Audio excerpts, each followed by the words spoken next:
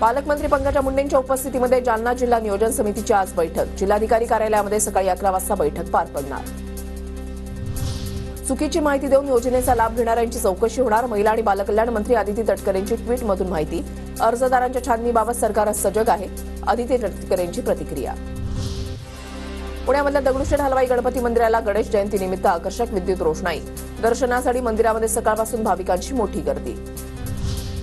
राज्यामध्ये फेब्रुवारीमधील कमाल आणि किमान तापमान सरासरीपेक्षा जास्त राहणार। फेब्रुवारीपासूनच उन्हाच्या झळा जाणवणार, हवामान विभागाचा अंदाज। मध्य आणि पश्चिम रेल्वेवर विविध अभियांत्रिकी आणि देखभालीच्या कामांसाठी उद्या मेगा ब्लॉक। माटुंगा मुलुंड स्थानकादरम्यान अप आणि डाऊन जलद मार्गावर ब्लॉक। मुंबई लोकलच्या कोलमडलेल्या वेळापत्रकाचा प्रवाशांना फटका। गेल्या 6 दिवसांमध्ये 400 लोकल फेऱ्या रद्द। 650 लोकल विलंबानं धावल्यानं मुंबईकरांचे हाल। मुंबईतील शासकीय वैद्यकीय महाविद्यालय आणि रुग्णालयांमधील चतुर्श्रेणी कर्मचाऱ्यांचा सोमवारपासून बेमुदत उपोषण। प्रलंबित मागण्यांकडे सरकार दुर्लक्ष करत असल्याचा कर्मचाऱ्यांचा आरोप। सर्व शासकीय, निमशासकीय आणि खासगी कार्यालयांमध्ये महिला तक्रार निवारण समिती नेमणं बंधनकारक। समिती गठीत न केल्यास 50,000चा दंड आकारण्यात येणार।